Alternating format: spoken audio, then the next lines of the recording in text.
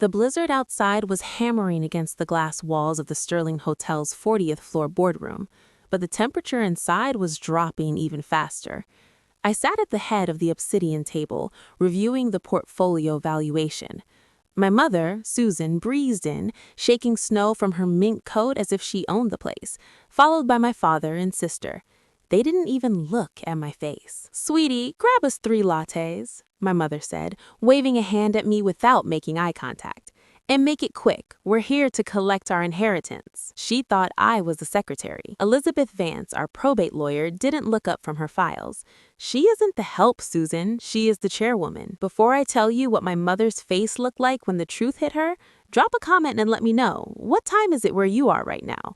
And have you ever been underestimated by your own family? To understand why I didn't flinch when my mother called me the help, you have to go back 15 years to the night she decided to call me a criminal. I was 13 years old, and I had just been accepted into the prestigious New York Architecture Summer Intensive. It cost $12,500. My parents, Susan and Thomas, were drowning in debt. They hid behind country club memberships and leased luxury cars.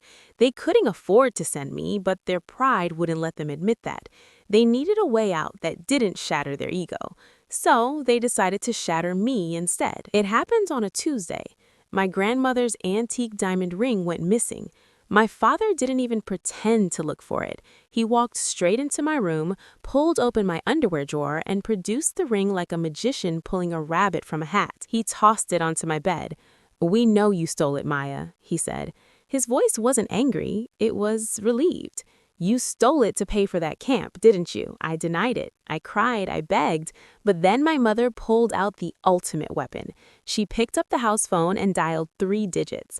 "I'm calling the police, Maya," she said, her finger hovering over the talk button. "Unless you sign this confession admitting you have a conduct disorder and need to be sent away for rehabilitation, you are going to juvenile detention tonight." I was a terrifyingly naive 13-year-old. I believed them. I signed the paper. Looking back, I understand exactly what was happening. Psychologists call it the trap of normalized cruelty. My parents weren't just being mean. They were resolving a cognitive dissonance. They felt deep shame about their financial incompetence. By framing me as a thief, they transferred that shame onto me. I became the problem. If I was a bad seed who stole jewelry, then they weren't bad parents for sending me away. They were victims protecting their home. It allowed them to rationalize their cruelty as necessary discipline. They turned me into a villain so they could keep pretending to be the heroes of their own sad, bankrupt story. They packed my life into a single suitcase. They didn't drive me to a boarding school or a reform center. They drove me to the south side of Chicago, to a gritty industrial district where my Uncle Will lived. Uncle Will was the family pariah, the black sheep who had allegedly squandered his potential. My father left the engine running when he kicked me out onto the curb. "She's your problem now," Thomas yelled at the brick building. "Don't let her steal your silver." As they peeled away, leaving me standing in the slush, I realized they had done something worse than abandon me. They had stolen my reputation.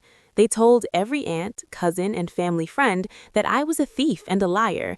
They burned my bridges so I couldn't run back.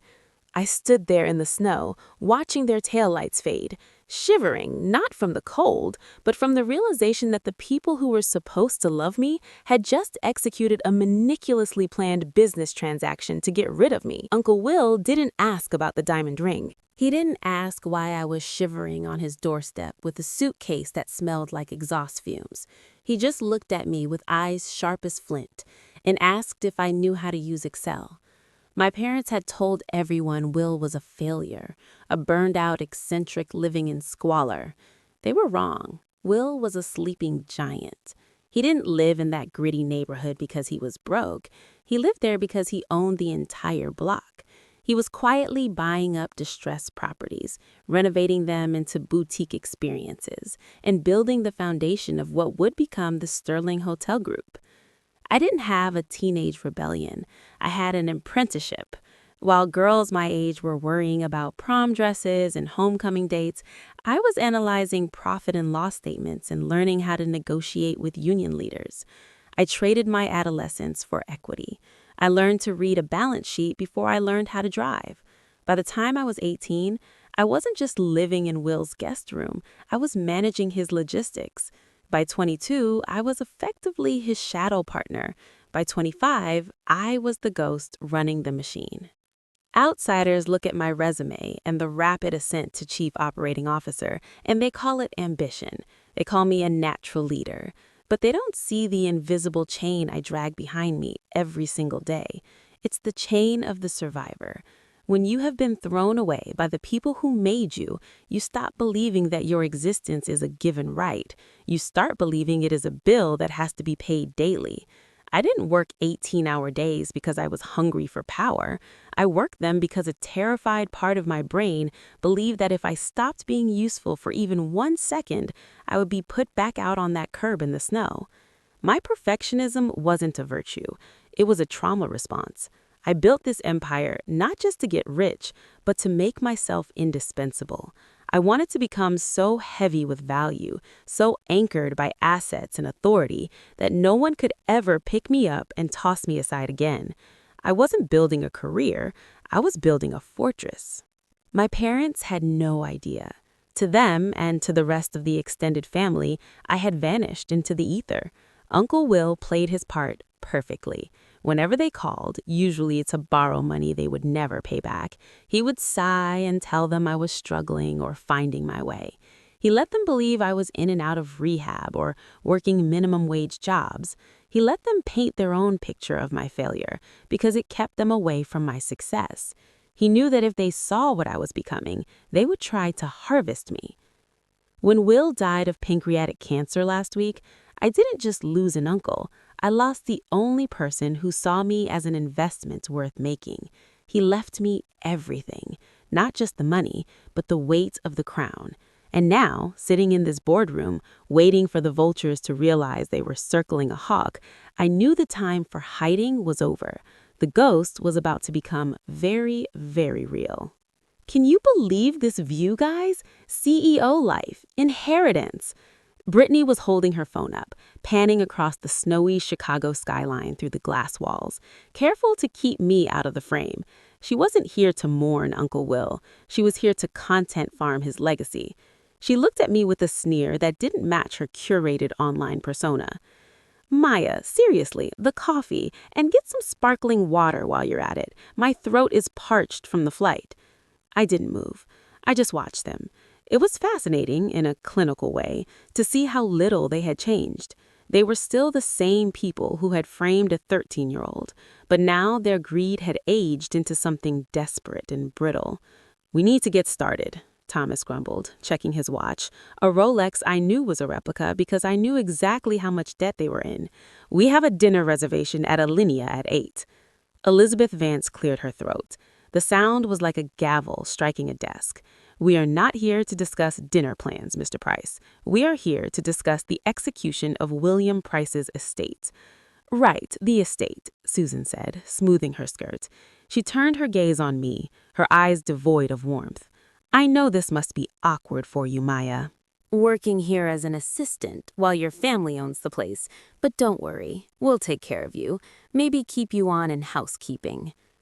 "Actually," I said, my voice flat, "I'm not the assistant." Susan laughed, a tinkling artificial sound. "Oh, stop it. We know Will took you in out of putty. We sent you to him so you would learn some discipline. That was our gift to you, Maya. Grit. We made you tough." The audacity was almost impressive. They were rewriting history in real time, turning their abandonment into a pedagogical strategy. They weren't villains in their own eyes. They were stern teachers who had forged my character. "We're challenging the will," Thomas announced, dropping a thick binder onto the table. It landed with a heavy thud. "We know Will wasn't in his right mind at the end. All those drugs for the cancer. He was vulnerable, and we know you were there, whispering in his ear, manipulating a dying man to get a few crumbs." Brittany finally lowered her phone. "We want the hotels, Maya. All of them. The IP, the branding, the real estate. It's family money. It belongs to us. We're offering you a severance package, $5,000. Take it and go." They looked at me with expectant triumph. They thought they were negotiating with a scared little girl. They didn't realize they were trying to evict the architect from her own building. I didn't feel angry. I felt the cold, hard click of a trap snapping shut. "You're challenging the will based on mental incompetence?" I asked, my voice soft. "Exactly," Thomas said, puffing out his chest. "And you believe the estate is worth $58 million. At least," Brittany chirped. I looked at Elizabeth. She gave a microscopic nod. They had just walked right into the kill zone. They wanted the estate. Fine. I was about to show them exactly what that estate consisted of. I didn't scream. I didn't flip the table. I didn't give them the emotional explosion they were subconsciously craving. Emotion is messy. Data is pristine. I simply nodded at Elizabeth. She opened her briefcase and slid 3 leather-bound dossiers across the obsidian table, one for Susan, one for Thomas, and one for Brittany. They slid across the polished surface with a hiss, like a blade being drawn. "What is this?" Susan asked, looking at the file like it might bite her. "It's a forensic audit," I said. "We call it the Sterling Ledger. Uncle Will was eccentric, yes, but he was also meticulous. He tracked every single penny that moved in and out of this family for the last decade." Thomas scoffed, opening his folder. "We didn't take money from Will. We borrowed from legitimate banks. We have lines of credit." "Turn to page 4, Thomas," Elizabeth said, her voice dry, like paper rustling. "Look at the creditor for your 2018 business expansion loan, the one you defaulted on, North Star Capital." Thomas read, "Standard lender." "North Star Capital is a shell company," I interjected, "wholly owned by William Price." I watched the confusion cripple across his face. He flipped the page. "The lease on the Mercedes?" I asked. "Acme Leasing, another shell company. The second mortgage you took out to pay for Brittany's brand launch party in Miami? Venture Horizon Trust, also Will." The room went silent, save for the sound of pages turning frantically. They weren't reading financial statements anymore. They were reading the autobiography of their own incompetence. "You thought Will was broke because he lived simply. You thought you were outsmarting the system, borrowing from faceless institutions that you could charm or dodge. But Will bought your debt. Every time you failed, every time you overspent, every time you needed a bailout, he bought the paper. He didn't do it to save you. He did it to keep score." "That's impossible," Susan whispered. "We would have known." "You didn't know because you never looked past the surface, just like you never looked past me. You assumed Will was a fool, just like you assumed I was a thief. But while you were buying status, we were buying your liabilities." I tapped the spreadsheet in front of me. "You are challenging the will for $58 million, but according to this audit, the Price family has already extracted approximately $4 million in unpaid loans, defaulted interest, and covered losses over the last 15 years. You haven't been disinherited, Susan. You've simply spent your inheritance in advance. You spent it on cars you couldn't drive, businesses you couldn't run, and a lifestyle you couldn't afford." Brittany dropped her file. It hit the table with a slap. "So there's no money?" "Oh, there's plenty of money," I said, closing my own folder. "It just doesn't belong to you. It belongs to the creditor. And as of last week, when I assumed control of the Sterling Hotel Group and its subsidiaries, that creditor is me." Susan stared at the forensic audit, her face gray. She looked like a woman trying to solve a puzzle with half the pieces missing. Then I saw the exact moment her survival instinct kicked in. She snapped the folder shut. "Fine," she spat, her voice trembling but regaining that familiar edge of arrogance. "Keep the hotels, keep the debt. We don't need your charity, Maya. We have our home. We have the house in Wilmette. It's worth $2 million, and it's fully paid off. We'll sell it, clear our names, and be done with you people." She stood up, smoothing her coat, trying to summon the dignity of a matriarch. "Come on, Thomas. Brittany, we're leaving. We still have a roof over our heads that she can't touch." I didn't move. I just tapped the glass table with my index finger. The sound was small, rhythmic, and terrifyingly loud in the silent room. "Sit down, Susan," I said. It wasn't a request. "Excuse me," she bristled. I said, "Sit down. We haven't discussed the real estate portfolio yet." "We just told you," Thomas barked, his face flushing red. "You can keep the commercial properties. The house is ours. It's in my name." I looked at Elizabeth. She reached into her briefcase one last time and pulled out a single heavy document bound in blue legal paper. It wasn't an audit. It was a deed. "Do you remember 5 years ago, Thomas?" I asked, my voice low and steady. "You stopped paying the mortgage. You were 6 months behind. The bank sent a foreclosure notice. You were 3 days away from the sheriff putting a padlock on the front door, the same door you pushed me out of." Thomas froze. His eyes darted to Brittany, then back to me. "Will fixed that. He told me he talked to the bank. He said he handled it." "Will didn't talk to the bank. He bought the note. He paid off the arrears and purchased the property outright to stop the foreclosure. He didn't want his brother on the street, despite everything." "But Will wasn't stupid. He knew if he left the deed in your name, you would just leverage it again. You would take out a second mortgage to pay for another country club membership or another one of Brittany's failed startups. So he transferred the title." "Transferred it to who?" Susan whispered. The arrogance was gone now, replaced with a dawning, icy horror. "To a blind trust," Elizabeth interjected, sliding the blue document across the table. "The MP13 Trust." Thomas squinted at the taper. "MP13? I said, Maya Price, age 13. The age I was when you framed me. The age I was when you decided I didn't deserve a home." The realization hit them like a physical blow. Brittany dropped her phone. Susan gripped the edge of the table, her knuckles white. The wind outside howled against the glass, but inside, the silence was absolute. "I own the house, Susan," I said, leaning back in my chair. "I have owned it for 5 years. You haven't been paying a mortgage because there is no mortgage. You haven't been paying property taxes because the trust pays them. You have been living there, rent-free, guests of a trust designed to protect the very asset you tried to throw away." I watched the math happening in their eyes. They weren't just broke. They weren't just in debt. They were trespassing. The roof they thought was their sanctuary, their last bastion of status, belonged to the daughter they had discarded. "You can't," Thomas stammered. "It's our home." "It's my asset," I corrected.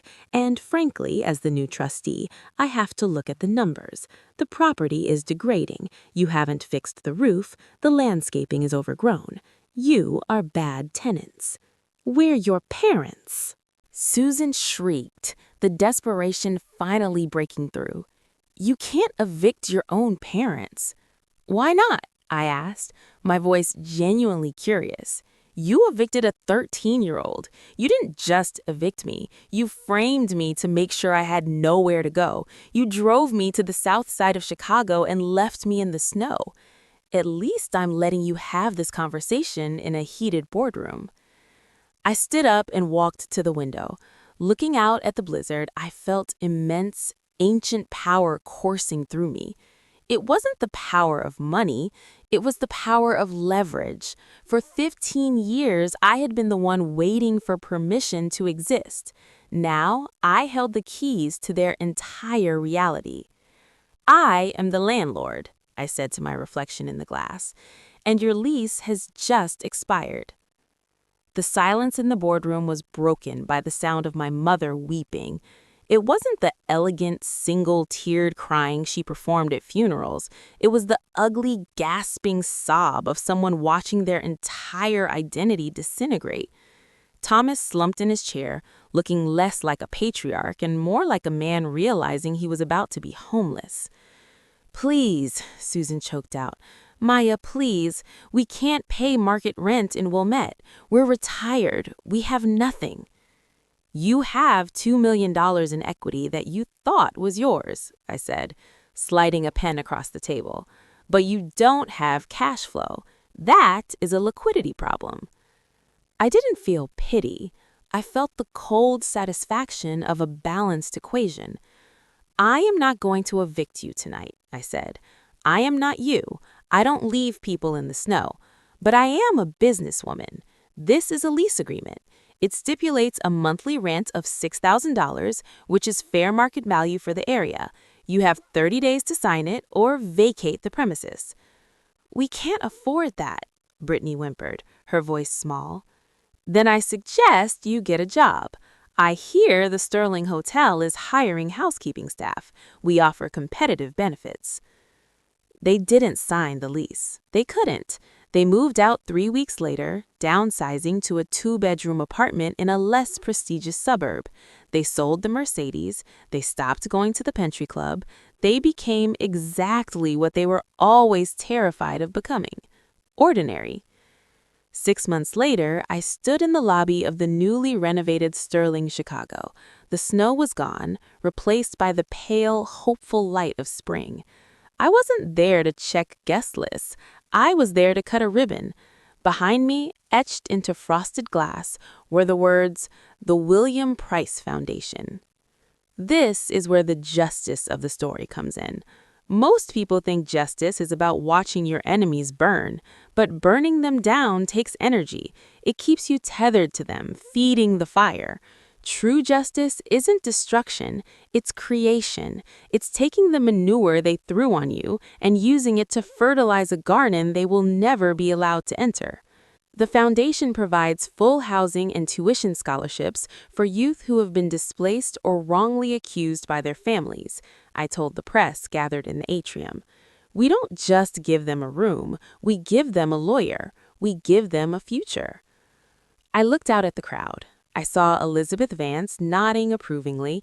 I saw my new team, hand-picked and loyal. I checked my phone. A text from Susan sat blocked in the spam folder. I didn't open it. I didn't need to. They tried to bury me in the snow 15 years ago. They didn't realize I was a seed. I didn't just survive their winter. I bought the land, I built the castle, and I wrote the rules. That is the only revenge that matters. They tried to erase me, but they only sharpened me. If you are currently building your empire from the rocks your family threw at you, I want to hear from you. Drop a crown emoji in the comments if you are the cycle breaker in your family. Don't forget to like and subscribe for more stories about reclaiming your power. You are the architect of your own life.